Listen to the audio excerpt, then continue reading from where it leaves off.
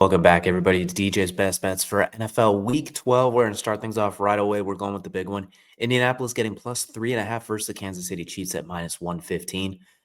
Indy's been very good against the spread, especially when they are underdogs. I believe they've covered every single one as an underdog minus the Rams game. But as the favorites is where it's been up and down, like the Cardinals won, the Steelers won, etc. So I think as an underdog, I expect them to cover at plus 3.5. Getting the hook with that field goal is big because I think this will be a close, maybe lower scoring game. Looking at the under could be interesting too at maybe 24-21, somewhere in that range. We'll get Indy plus 3.5 coming off a bye week.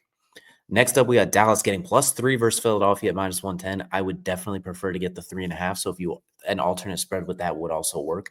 But I think Dallas is going to keep it close like they did the first time. Offensively, they are really clicking. Defensively, with all the new moves and additions they've made, I think it'll be very competitive. Philadelphia wins, but they don't cook necessarily, if that makes sense. Every game's been very close. Their defense has been awesome the last few weeks, but the offense has been absolutely erratic. So expect this to be close.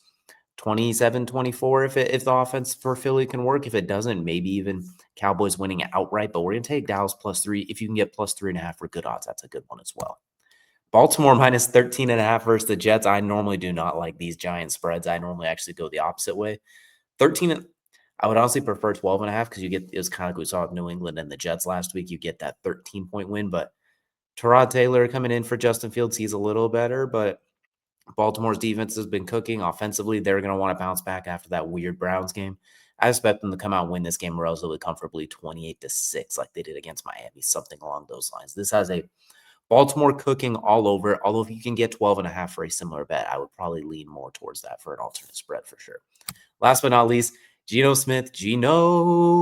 One interception, minus 168. That's not even great odds, but it feels like death and taxes at this point. It's guaranteed whether it is his fault for a bad read, it's his fault for a bad throw, or it bounces off somebody's hands, or it gets tipped, whatever it is. It seems like it happens every single week. And if you want to parlay these together, that's a good way to round it out. Get you to plus 968. Remember, always bet smarter, not harder. Only bet what you can afford to lose.